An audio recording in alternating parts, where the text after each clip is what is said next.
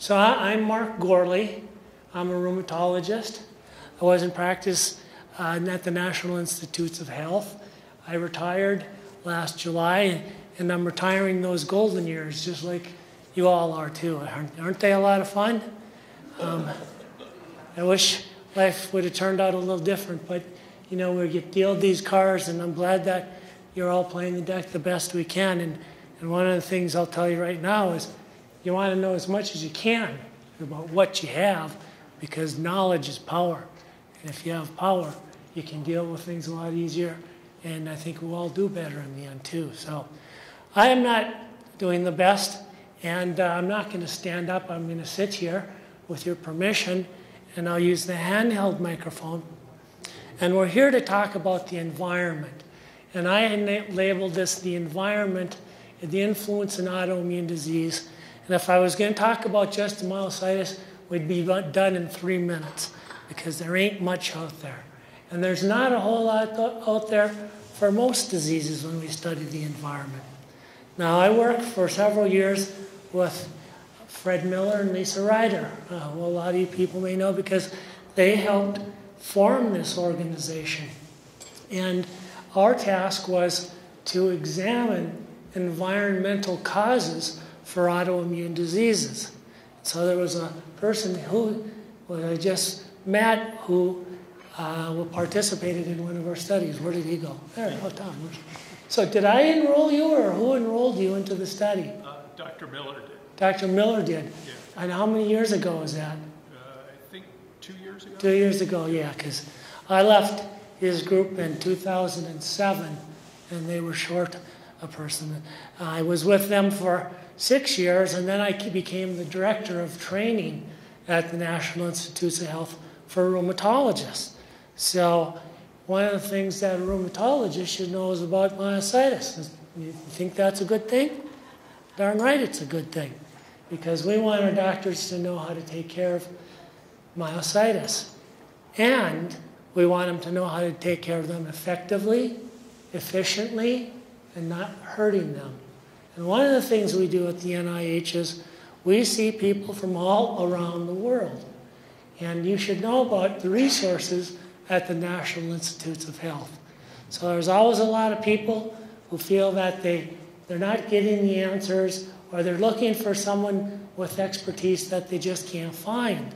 And there are several clinics in the United States where you can go, but the National Institutes of Health is a very large referral for most diseases in the United States, and they have a large recruiting office, and you can be seen if they accept you into one of their protocols. And if you're interested in enough, they may fly you up. But myositis is not interesting enough. But you can go to the NIH and be seen, and they may do poking and prodding and EMGs and MRIs and this, that, and the other thing, and try to give you the best opinion that money can buy. And the best thing is it won't cost you a cent, because you've already paid for it through your tax dollars.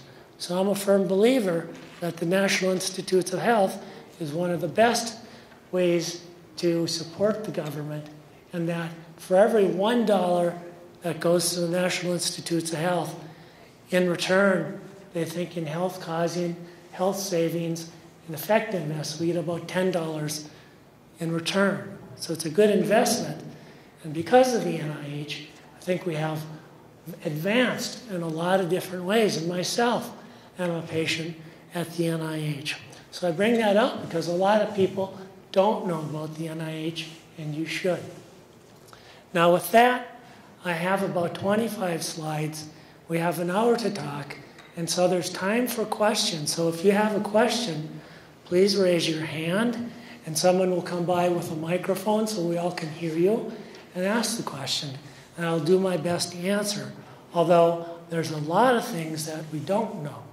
And the one thing that I refrain from answering is personal questions about your disease, because this is not the time or forum to go into that. So with that, let's talk about the environment and autoimmunity. And the environment is not just something that occurs or is not very common or so common because you can go online and find every single day a new disease, a new environmental toxin, a new something that is associated with some type of illness. And it has waves of coming and going. And we need to really investigate this, but it's really, really hard because we'll talk about what is the environment. Let me give you a good example. Life events. Life events are part of what the environment is all about. How we deal with stress is a good example. Now, who here thinks death is a bad thing? Okay, because a lot of people think death is a bad thing. Who thinks death is a good thing? Who doesn't have an opinion or are afraid to raise their hand? Okay. Because I can tell you, some people who lose a loved one unexpectedly think that's pretty bad. But some people who see their loved one suffering with a disease for years or even a prolonged period of time and passes away sees that as a good thing. So how do you rank death? Is that a good thing or a bad thing in the environment? And so one of the things that I'll talk about a little more is Dr. Miller's group is studying the environment, and so we look for people who are willing to help us participate. And we ask lots of questions, because it's really hard to ask about you when you were born and how your childhood was like. So sometimes we get your mom and dad involved as well, if they're around. But here's one example, here's another example of what's going on, and children are the big hits sometimes. We really worry about kids. We worry about vaccines. Are they good or bad? And I'll just settle that right now. Vaccinations are probably the best thing that we've ever done in the world to help eliminate diseases, and we should all be vaccinated. And what's already in our body?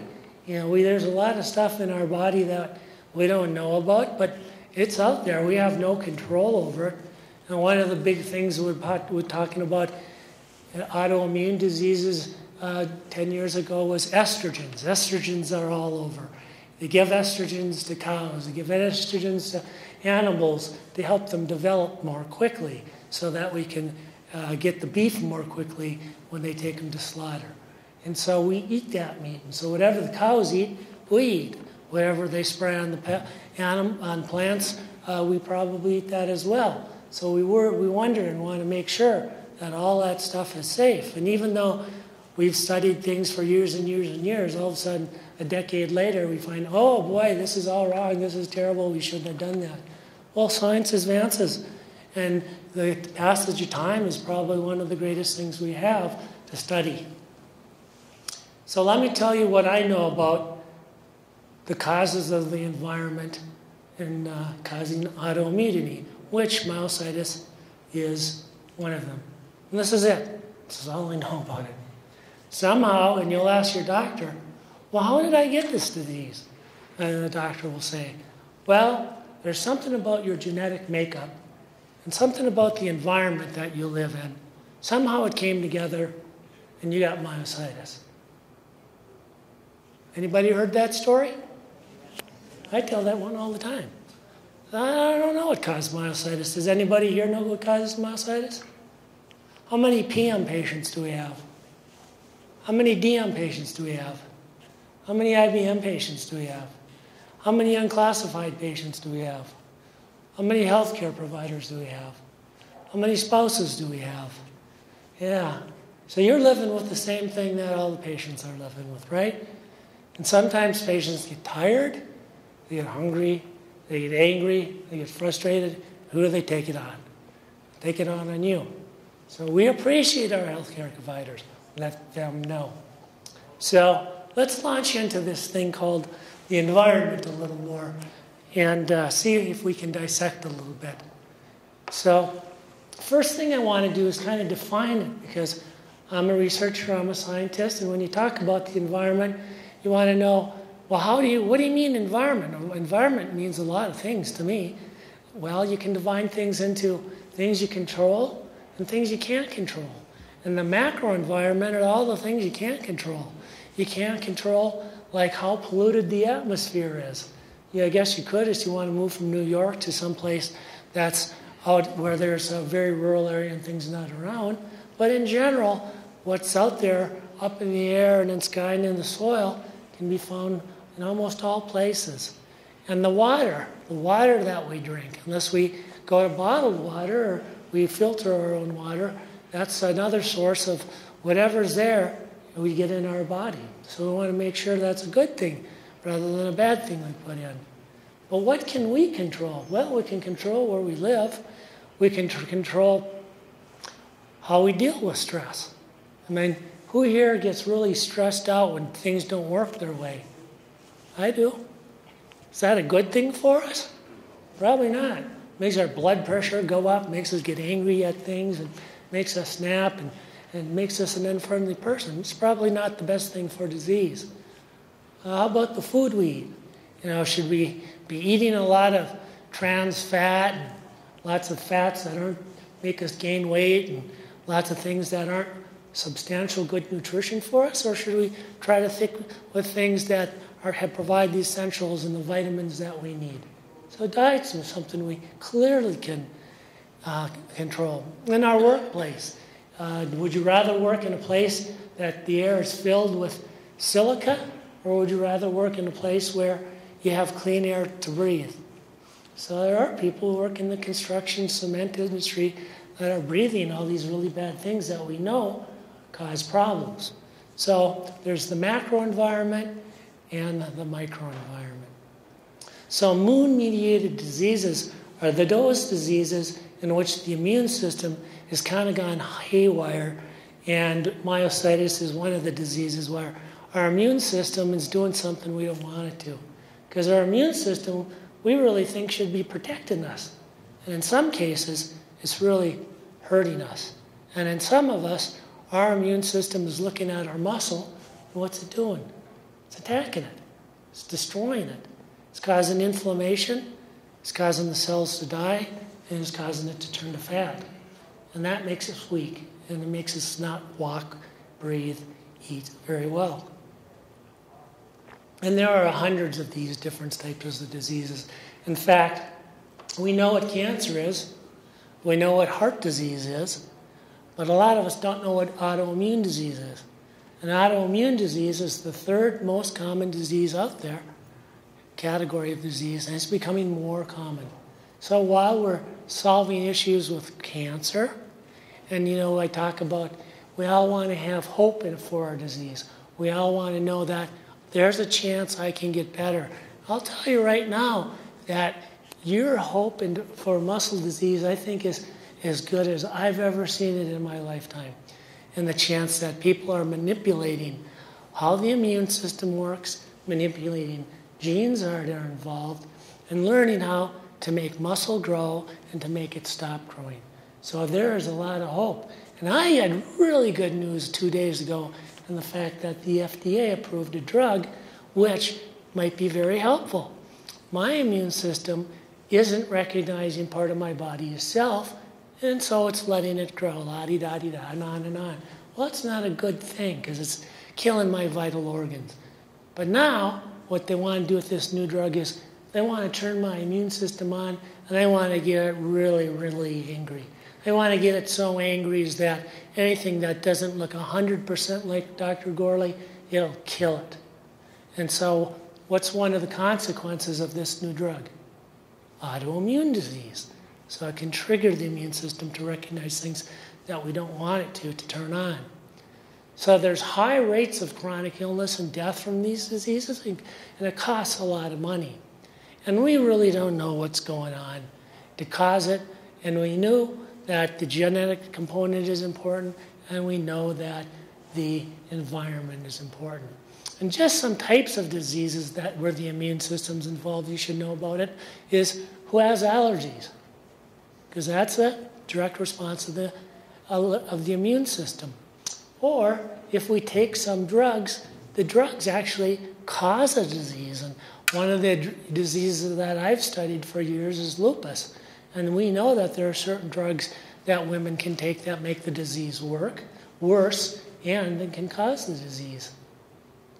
The immune system, if it's not suppressed and can't resist in the way that it will, it's supposed to, then disease can set in. And there are specific types of diseases where the immune system targets one organ and causes problems. Anybody here with thyroid disease? So with thyroid disease, you can have problems where the immune system recognizes as foreign. It attacks it. It makes it go releasing all the hormones, so you get hyperthyroid for a while. And then the thyroid burns itself out, and you need to be supplemented with medication. And lastly, the systemic autoimmune diseases, again, which myositis is one of them, but so are the other diseases, rheumatoid arthritis, lupus, systemic sclerosis, and I think there's about 150 of them right now. So what are the possible environmental triggers for these autoimmune diseases? And one thing that the doctors may say is, well, maybe you got a virus, and that virus did something to your immune system to cause it to attack yourself. And we know that bacteria and viruses are possible of doing that. There's also the non-infectious causes, and those might be things such as foods. There was a big thing not too long ago, and you all remember this because people were taking a medicine, or it was a nutraceutical, a supplement called L-tryptophan. Did anybody take L-tryptophan about 10 years ago? It was used to help you try to get to sleep. And a lot of people took it. And it started causing this illness called eosinophilic myalgia syndrome, where your immune system started you to thicken your skin and cause fibrosis. It looked like a disease called scleroderma. Various types of biologic medicines cause problems, and vaccines can trigger diseases in some people. Very, very rare and very uncommon. And that's why part of what happens is when we get vaccinated, a fraction of the cost gets put into this really big fund. It's a vaccine injury fund, so that if you can show you were hurt by a vaccine, there's money to compensate you. Also, I lost my track of thought there. Medical devices. So silicone implants. Do people know what I mean when I say silicone implants? Some say yes. Come on, we know what that is. Breast implants. Yeah. So for a while, women were having implants filled with the bags full of silicone. And silicone, these bags would rupture, are powerful stimulators of the immune system. And for a while, the FDA banned silicone. And it was only a few years ago that they allowed them back on the market with better surveillance and better bags so that they wouldn't burst. Occupational exposures. Now, silica is probably the best studied.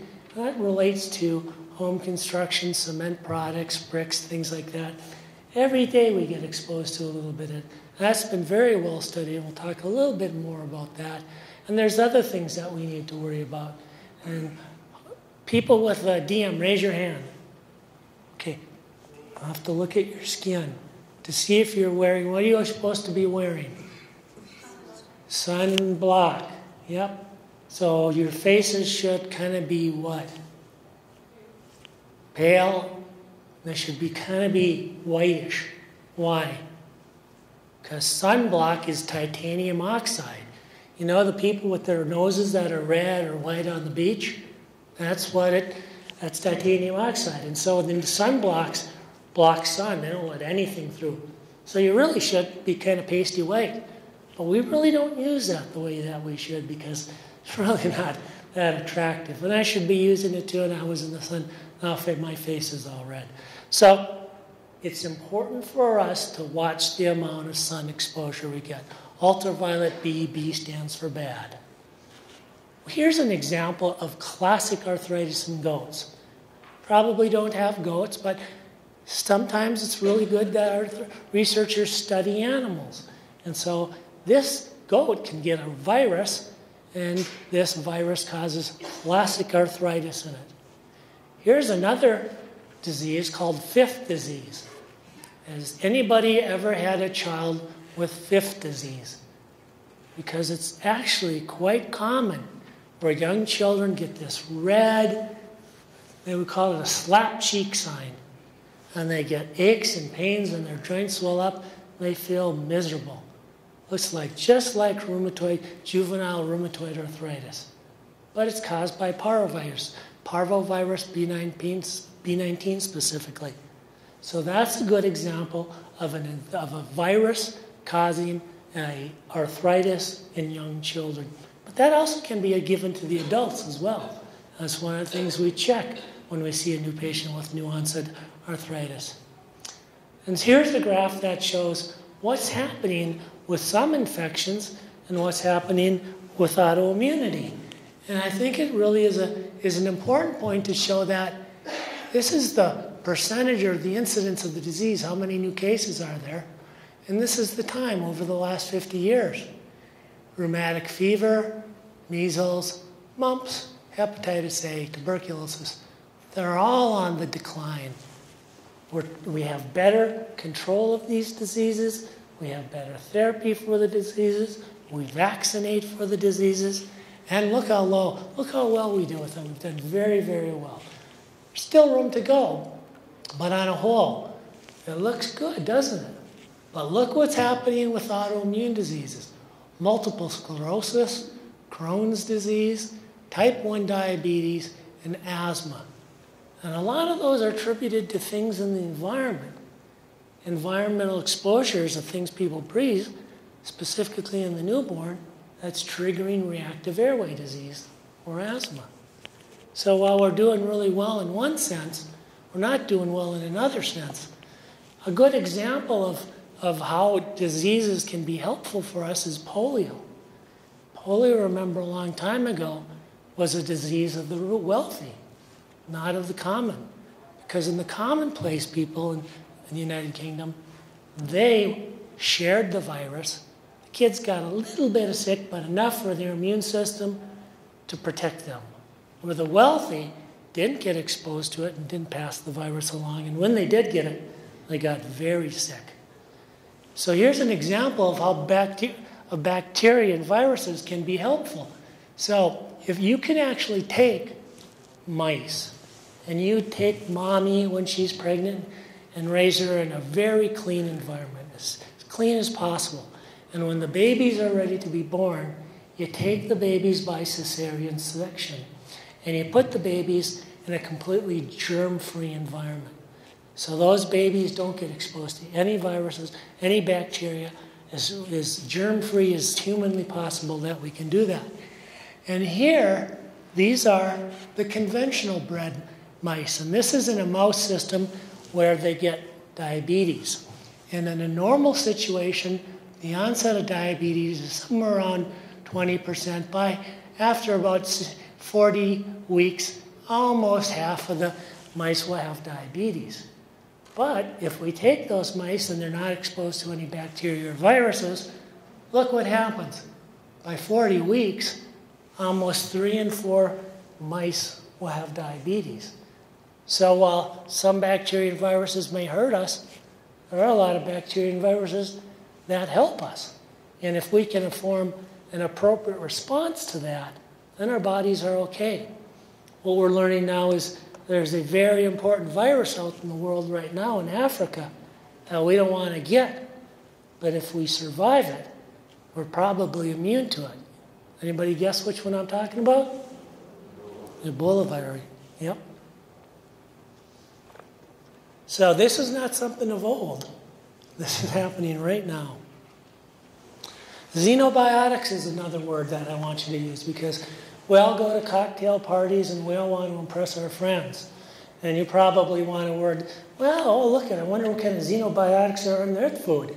So, just throw that out whenever you want. Have some fun.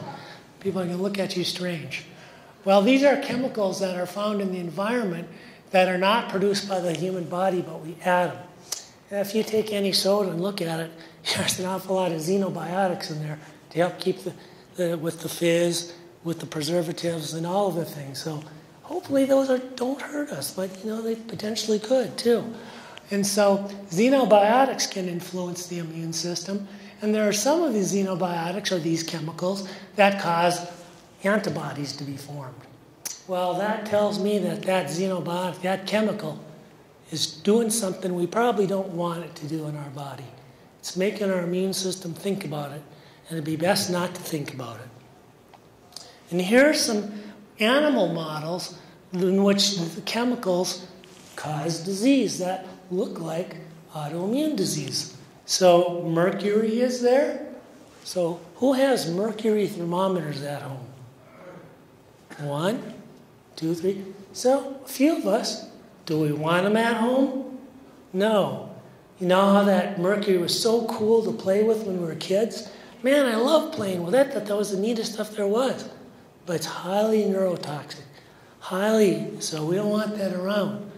Now, I don't know how, it seems, I think, women are not allergic to gold, but apparently there are some problems with it. And they can cause a disease called immune complex kidney disease, or inflammation of the kidneys. The mercury can cause autoantibodies and resemble a lupus-like disease.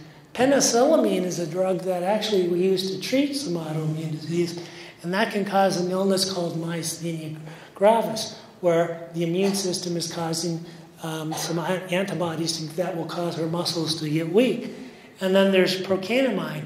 This is an older medication that is still in use, not as much as before, but would cause a problem causing a lupus-like state in animals, but not just animals, humans as well. So if I saw a referral with lupus and they were on procainamide, first thing we did was get them off. What other chemicals become associated with autoimmunity? And I can go on and on and on. And there's a lot of things that we think about may cause problems, but proving it is really, really tough. For example, does smoking cause problems with our health? How do we know that? Did we arrive at that overnight? Or did it take decades to prove that? It took a long, long time. And now we know that through large epidemiologic studies that they're harmful. And the science has become so sophisticated that we can determine that more quickly than we could in the past. But one of the diseases that I talked about, lupus, is really the foremost autoimmune disease, and that it looks like almost any organ can become involved with inflammation from the immune system. And I put estrogen up here as well, because estrogen we really worry about with lupus. But again, lots of different medications. Scleroderma, that's a disease where the skin becomes very thickened. They get bad lung disease. The whole GI tract gets stiff and thickened. You can't really absorb. And it's a deadly disease. Things that cause your white blood cell count or your red blood cell count to go low are listed up here. And even penicillamine, penicillin can cause lysis of the red blood cells in a few people. So there's a big problem when you take antibiotics. A lot of people break out in rashes, which is an allergic response, but some people can have a more severe reaction. People with kidney disease caused by some of the things that I talked about earlier. So there's really no good association with myositis. So I can stop right here and I can say, I don't know. And I'll ask you, does anybody know what the environment does for people to cause myositis?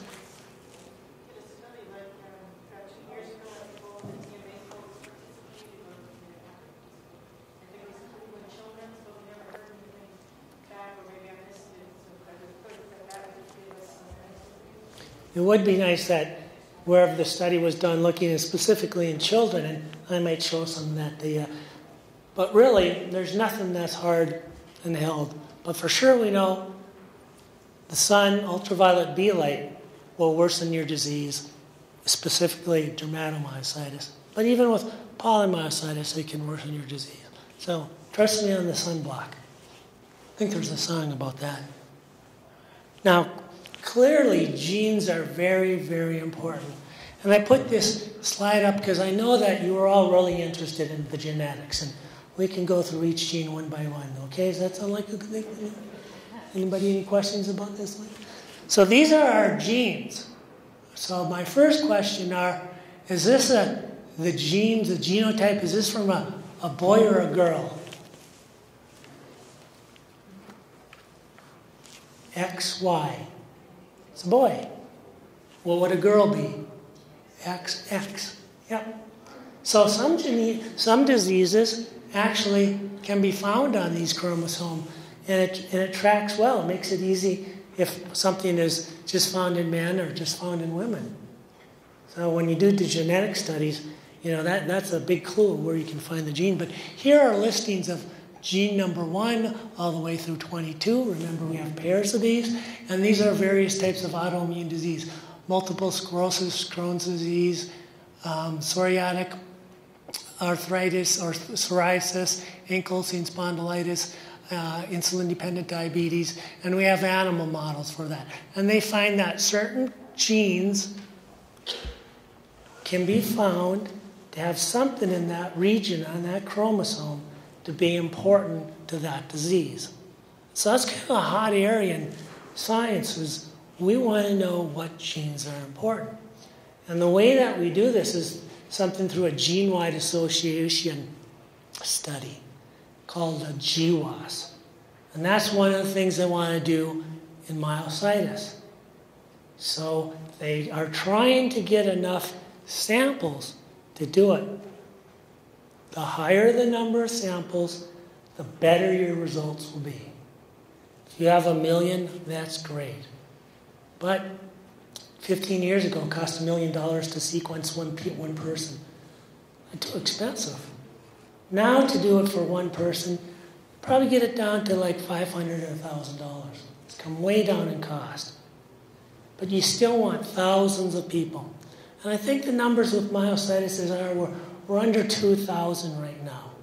So and that's all of the investigators pooling all the resources and all the DNA to try to come up with numbers that are meaningful. The thing is, we want patients that are kind of similar, because if the diseases are all different types, you get all these different genes, and it's hard to decipher. So do you want DM? Do you want PM? Do you want IBM? Do you want kids? Do you want adults? Do you want people that don't have good diagnosis? So it's hard to do these kind of studies, and it's expensive, and you need a lot of patients. But genes are very, very important.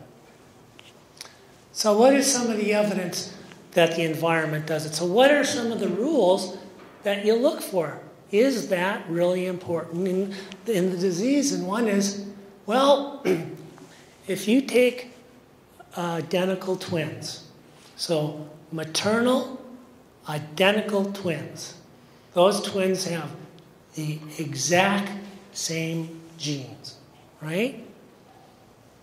Not every twin gets the same disease.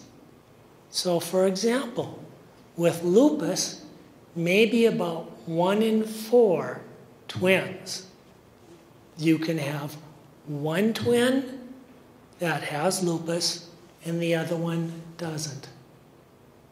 So how can that be? Same genes, it's got to be the environment. So there's a study done by Dr. Miller who are looking for twins where one has an autoimmune disease. It'd be great to get myositis. Where one has it and one doesn't. And so he's looking for that. And they've actually published some results with the various genes they've already looked at, models. And then, well, if you take a disease that's, say, on a drug or in an environment, and you take them away from that, what happens? It should get better, right? And if you take that person or whatever chemical it is, and you reintroduce it, what should happen? It should come back. So that's kind of a rule that you gotta follow too. And lastly, you want to see if you can provide the evidence in animal models to reproduce all this. So when you look at what causes things, you have certain rules that you really want to follow to make sure the environment's the cause for it. So what do we know about myositis? Well, just the background, because you already know that. It's a group of diseases whose hallmarks are chronic muscle weakness from inflammation. We don't know the cause. And look at the numbers, 0.01%. So when you apply for grants, you fudge your numbers. You might want to use 0.02%. You want to play that. There's a lot out there, but having a rare disease is both good and bad. It's good in the fact that the National Institutes of Health and some organizations are really, really interested in rare diseases. Because the rarer you are, pharmaceutical companies get a little extra help from the FDA. But the bad side is so if they do find something, then we got to pay through the nose to get it. It's incredibly expensive. You know the three most common types, DM, PM, and IBM. And it's a bunch of problems that we all go together. But remember, it's not just the muscles that get involved. There are other organs as well. So this is the best thing that I can tell you about the environment and dermatomyositis. And this was Dr. Miller working with other groups, and they looked at satellite imagery and how much ultraviolet light different regions of the world received. And so they looked at Guatemala, Mexico City, Guadalajara. What do they have in common? They're really close to the equator. Glasgow, Stockholm, what are they in common? They're as far away as they can get. So you look at the relationship to the equator, and then they have all of the cities in between, including our group from Bethesda, from our patients with myositis, and we look at the percentage of people who have dermatomyositis, and we correlate about how much sun exposure the patient would get per year. And they look at the incidence, or the number of patients that totally have myositis and the percentage that have dermatomyositis. And if you lived along the equator, you'd have a higher likelihood of having dermatomyositis than if you lived in Stockholm, where you have a much higher likelihood of having polymyositis. So there's something about living close to the equator or far away that influences what type of illness you get, and it's most likely the sun, and it's most likely the ultraviolet lights, because we know ultraviolet light causes problems. But this is direct evidence from around the world looking at large populations to kind of prove it. And you can debate it if you want to believe that or not. Now, I did a study that you can't see, and so I'll just sit here and confuse you a bit.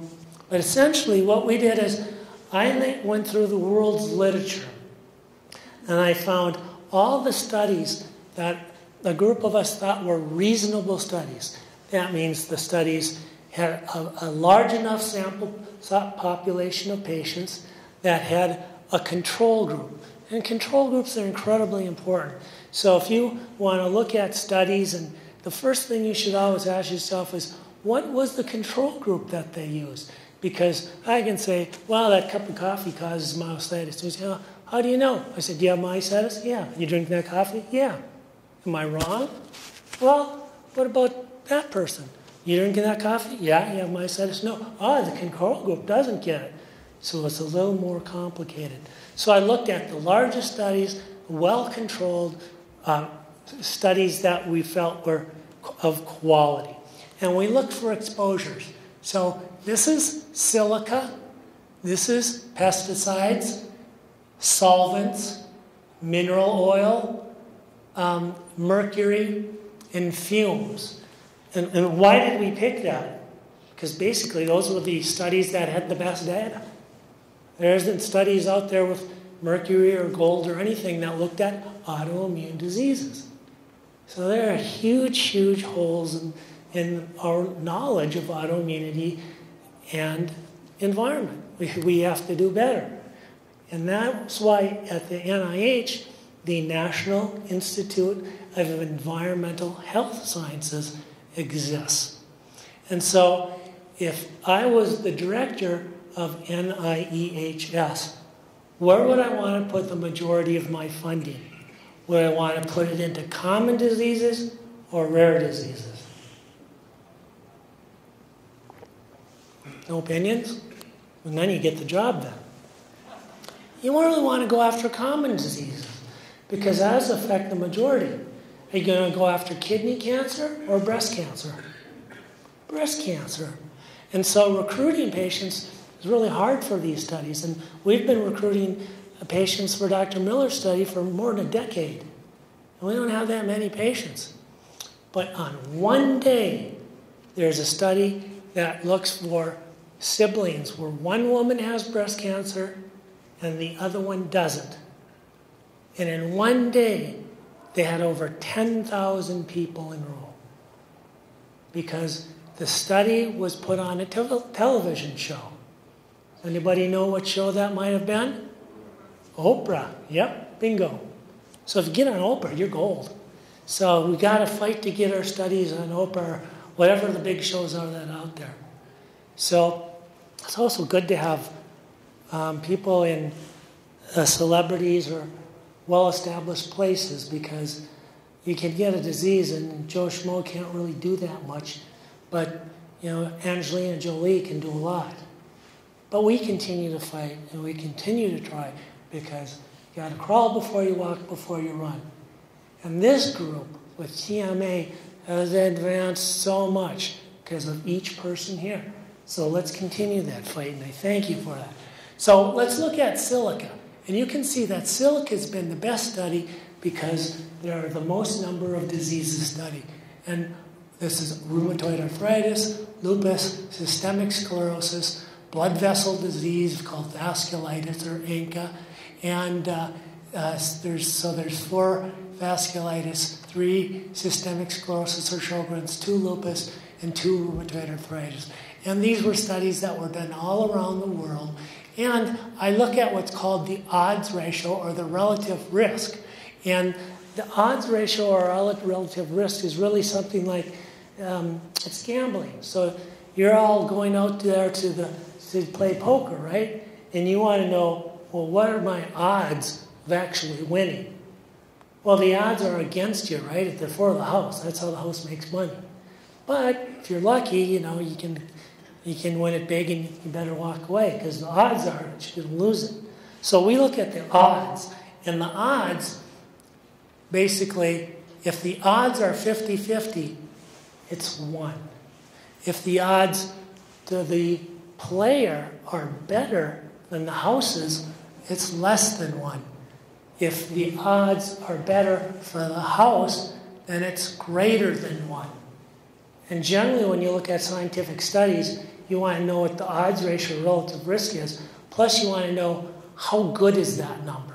And so the scientists give a range. And they'll say, well, it's 1.3 plus or minus 0.4. So the range is from 0.9 to 1.7. So does that range cross 1? Yes. If it crosses 1, it's not statistically significant. And by chance alone might be a finding. You want the number, the range to not cross 1. Then it becomes meaningful. And all studies should have that. So if you look at these things, rheumatoid arthritis, they look at crystal silica exposed in men, and here they have an odds ratio and the range. And the range is above 1. So they think that silica is important there. Here you have a study that didn't give the range, or the range was just so tight that it didn't cross 1. And here's one where it almost touches 1. And here's one, this is lupus above, below, on, crosses, above. And you can see where the numbers are. So some studies say they're important, and some studies say they're not. It makes it very, very confusing. So does it or doesn't it? Well, it depends on what study, how much exposure, how old were you, this, that, and the other thing. So when it comes down to the environment, it's incredibly hard to do these studies. You need large numbers, and then you got to put it together to see what it means. So the bottom line of this is maybe some of these chemicals, solvents, fumes are important. Maybe they're not. And you can decide whether you want to take the chance or the risk based upon the science that's out there. But clearly, I think silica is a big risk. Now, very few studies have looked at myositis. And the studies have looked at kind of basically three things. One is parvovirus, and that's the most recent study that the questionnaire was asked, looking at kids that got juvenile dermatomyositis. Did they have parvovirus? And you can actually test for parvovirus by blood test to see if they've had it. You can see if it's an active or a distant infection as well. And they looked at rheumatoid arthritis, juvenile inflammatory arthritis, which is a name for rheumatoid or juvenile rheumatoid arthritis, and juvenile dermatomyositis. And here you can see, this looks like it's probably important, but it crosses one. So, maybe it's associated, but still, it could be better. Here it says, yeah, I think it's important. In juvenile disease, maybe not. So, and in juvenile dermatomyositis, it would suggest that it's protective. So if you got parvovirus, your probability of getting juvenile dermatomyositis is less. However, it touches one and it loses its association. So the studies are kind of all over. If you look at having an upper respiratory tract infection the year before you get sick, is that important? And you'd kind of intuitively say, yeah, I think it would be.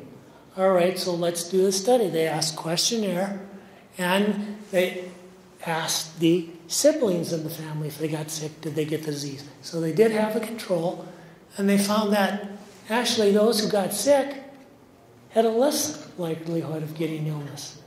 So go figure.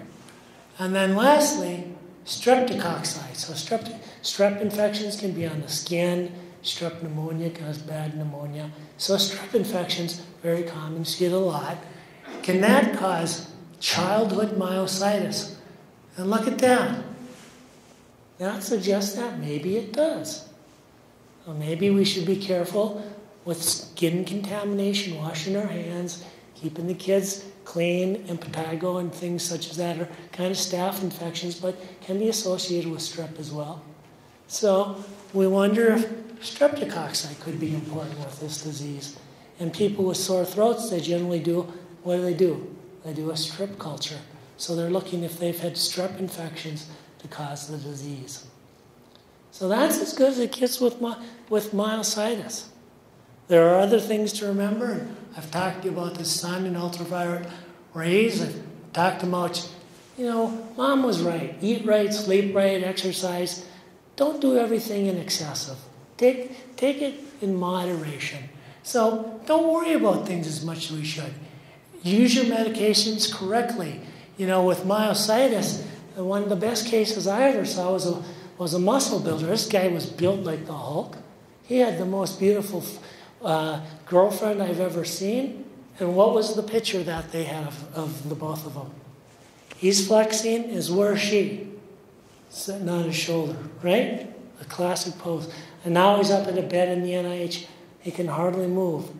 So I wondered if all the anabolic steroids that he was taking may have done something to it again. But your first question is, well, do you have the controls? What about the control cases?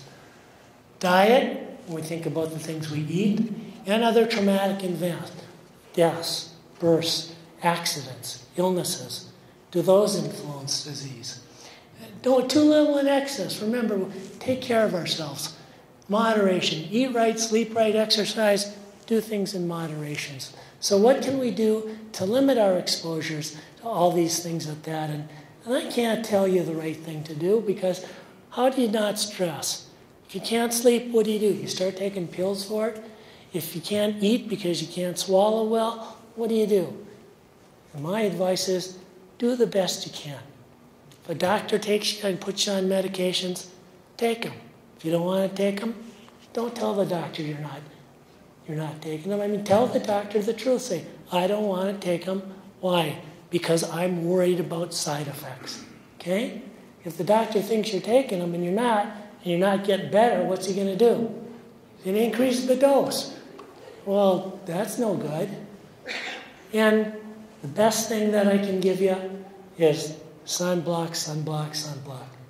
Really be careful of the sun. That's the most important. And this is the study I want to tell you about.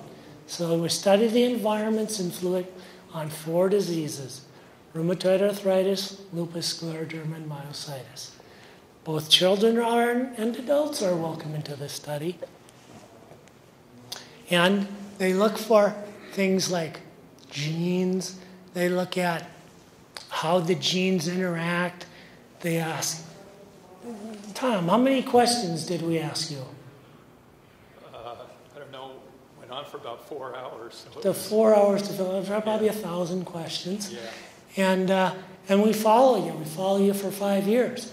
So we want to know about Tom, and we want to know about Tom's brother. And we want to know what the chances that Tom's brother is going to get disease. So we follow you over a period of time. 5 years probably isn't long enough, but it's the best we can do because we don't have infinite funds and we don't have infinite number of people to help. So we do the best we can with what we have, and then we go from there. The highest quality of work that we can do is where we have twins, because those are genetically similar. And that takes the genetic part out and helps us to focus on the environment more. So those are the most ideal. But we take one person who has the disease and a sibling who doesn't have, and we learn from that as best we can. With that, I think we have a few minutes left, and I'll answer some questions the best that I can. We have a question over here. Thank you. Absolutely, and we hear that time and time again, sick building syndrome, where the new buildings are hermetically sealed, enclosed ventilation, and we have all of these new things in the carpeting. That's pure chemical. Desks, chairs, lighting, walls, drywall, full of silica. All of these things are chemicals put together in a closed building. And so it's a very, very common scenario. And that's why we need to do these studies. You know, it doesn't range just from sick building syndrome, but along the Mississippi, there are clusters of people who drink the water and where outbreaks of scleroderma have occurred. Very, very rare diseases. Well, what's the likelihood of that happening? And so those are great cases to study, but unfortunately, there's not the manpower or the money to do that. And again, if you're the director, where do you put your money? Put your money where the money gets the most bang for the buck. So, you know, we fight. We join organizations. We talk to important people. We want them to listen to us and hear our voice. And we're not going to stop. We're going to keep banging on your door until you listen. And so that's your job and my job, to pound the drum, never give up. Other questions? Warrants genetic testing? You want to wait for the mic? Sure. Well, I'll repeat the question. What warrants genetic testing? And that's $1 million question. And my answer would be everybody. But we clearly can't do everybody. And I'll give you an example. So when I see referrals at the NIH, and I think there's something going on, one of my personal opinions is I think that inclusion body of myositis might actually, in some people, be a form of muscular dystrophy. And we've shown that in some patients. And so we can do genetic testing on certain genes on people. Say there's a dystrophy panel, we can send the blood off, and it costs like $1,500, and they give us a report, and they said, we looked at these 12 genes, and this is what we found. Now, you can do an entire genome for about $800. So a genome, so here, people, who has a computer in their house? Come on. Any computer, yeah. Who has a cell phone? Okay, all that has memory in it, right? And we talk about megabytes and gigabytes. When we do a whole genome, it gives us terabytes, thousands of gigabytes of information. So doing the sequencing of every gene is easy, but coming up with the results and going through and sifting on that, that's the hard part. But there are certain areas where the computer program will look at for certain hotspots, so to speak. So I think we should get all genetic testing on the entire genetic structure that we have. And that we would carry around to show different investigators, and they can load that into their computer, and they can look for certain genes. But that's me. So when does it warrant? When things don't seem right, when we go see specialists and we get second opinions, and we think, could this be something genetic? Well, you really want to know what's out there that mimics this that's genetic, and then be tested for that gene. Then I think it's reasonable to have that done and to go after it. Question here. Have there been any studies done about the location of people who have various kinds of myositis? And if there have been such a study and you found a preponderance of the population, would that give you any clues as to where to look? So if I understand the question is, if we had a large incident number of patients with polymyositis in Baton Rouge in 2010, would that be helpful to go to Baton Rouge and to talk to those patients, find a control group in the same area, and to see if we can find environmental exposures that predispose them to dermatomyositis? And the answer is absolutely. That would be the way to go. Yeah, because therefore, and people are doing that. So I have a colleague who was up in Boston and who studied an underserved indigent area to see if lupus was higher there. Had a control group and had the patients and wanted to know what in the environment is causing illness there. And I don't know the results, but those types of things are very good and powerful studies. Absolutely. Thank you. Other questions? All right. Oh, last question right here. Okay. We'll finish with a comment. Okay.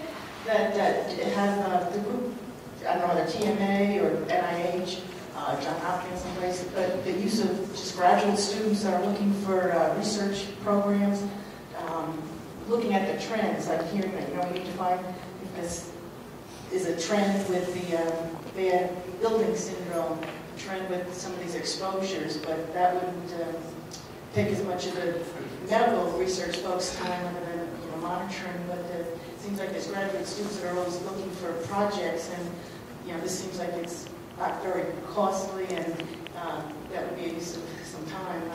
Yeah, that's a wonderful idea. The issue with that is when graduate students go and postdocs or research fellows go and look at projects and things to do, they need to be funded. Their salary needs to be funded. And depending on where you live, a research fellow probably at the NIH is making $70,000 or something like that. So you still have to come up with their salary and support them. So in total, if you wrote a grant, you'd probably want $100,000 a year. So it's really not trivial. But this organization, TMA, gives money out to those who apply and that go through.